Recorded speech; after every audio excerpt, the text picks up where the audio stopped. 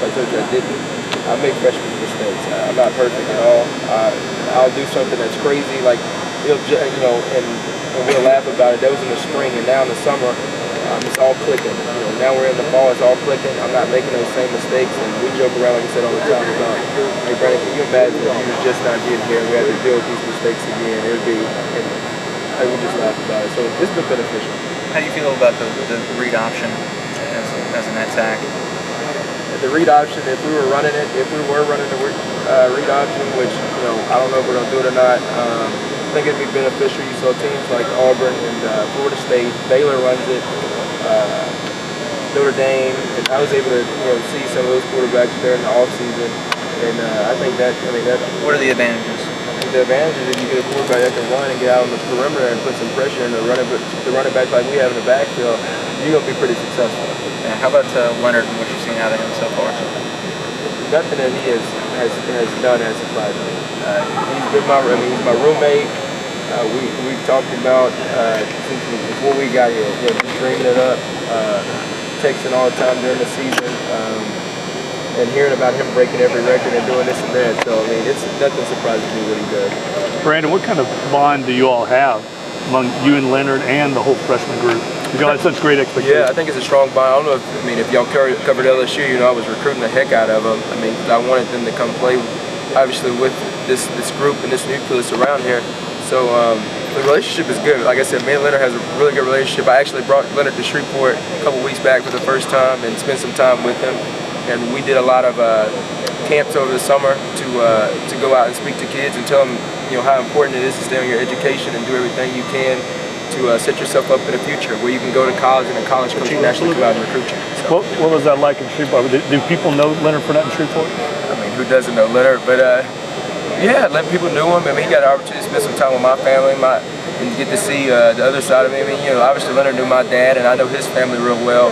With the opportunity to come and stay with me and meet my brother and my brothers and meet my grandma and people that I find, I really don't let a lot of people meet my grandma unless they got a pretty special place. And like I said, me and Leonard really have become really, really good friends. And same way with Trey Quinn. His grandparents are actually from Shreveport, and they live up in Shreveport. So Trey's been over and met my family as well. So. Was there a discussion when you all went through the recruiting process of we can do something special here if we all do this together? Yeah, I think so. It was LSU's not no knockoff program. We always have the pieces. We always want. When you come to mind, you think of probably 5 schools on the top of your head that contend for a national championship every year. I guarantee you, people say LSU is one of them. So obviously, you want to come here and develop. We got the coaching staff here with NFL background who's been at the highest level, and they obviously know football. And we knew. The pieces are here, and to come here and be successful. And Coach Miles has a great background of winning football, and obviously. In Leonard's case, as much as we run the ball and have had great backs in the past, and with our big offensive line, he knew where to come. Brandon, what's the next thing for you in the development of your playing career? What's the most important thing for you right now to take that next step? Wisconsin. I'm sorry? I think Wisconsin. For you and your personal development as a quarterback? Getting prepared for Wisconsin. I think that's the most important thing. Getting prepared for Wisconsin and taking it 1 week at a time. Practice is tomorrow. We'll start prepping for Wisconsin. I think that's the most important thing right now on my agenda. Do you think that number 13 ranked you guys? I think we'll take where we're ranked at and we'll just show the rest of the country. I think that's how you look at it. Nobody had Auburn ranked last year to play for the national championship. I don't even probably think Florida State they had them picked to win the national championship. So we'll take where we're ranked at and we'll use it as fuel. Do you think that people are underestimating this group because of its youth? I really do. Sometimes youth can be sometimes youth can be good, I think. A lot of people don't realize that, but youth can be really, really good. Really, really special too. Jameis Winston and Nick Marshall were first-year starters last year at quarterback. And they were able to take their team to the national championship.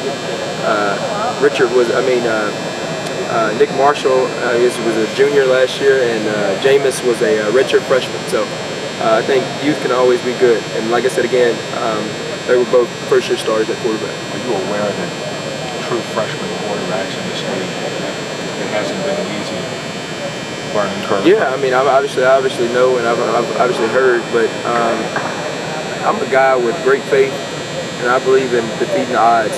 I think everybody does, and that's Anthony. Anthony basically is a freshman. You know, he didn't start last year at quarterback to the Outback Bowl game. I mean, but it wasn't like he took the snaps. You know, so we all are freshmen. So we're obviously aware of the stats, and I think we're all out as a group, as that room, because we've got the youngest quarterback room in the country. We're out to prove everybody wrong. Youngest in the country. We're probably so if you look at it. I mean, you probably so if you look at it. But the deal is we got a good defense around us. You go through a couple of your freshman wide receiving targets, you know, Quinn, Malachi, Upchurch, those guys, just maybe each individually and kind of what you like out of each of those guys. Tony has a big body. I mean, he has to me, an NFL receiver's body. He's 6'1", 6'2", 230. I mean, he's a big dude. Trey Quinn is shifty. He worked that slot. I mean, he's a bigger Wes Welker. He's smart, intelligent. He's everything that you would want, I think, in a quarterback. I mean, excuse me, in a wide receiver. I mean, he always get out there and play quarterback and throw me passes whenever he wants to. Say, hey, this is how I want the ball thrown and this and that. Malachi, he's the typical NFL receiver, 6'3", 6'4", long, rangy. You can throw it anywhere. Me and Malachi have been working out before we even got here. He's just long and rangy, and any ball you throw in his peripheral, he's gonna catch it. DJ Chark, he's probably the fastest dude on that team. I mean, that dude can flat out go. If you don't, I like to think I can throw the ball far, but if you don't turn it loose in time, he'll embarrass you and outrun your arm. So we got just the entire group led by Hugh Leslie, Traven Durrell. Those guys are our older guys. I mean, I think they're helping these guys and teaching them the offense. And Anthony and I and Brad and the rest of our core, we're teaching them the offense too. Because, you know, the receiver goes down, it's the same way a tailback goes down, it's the next man.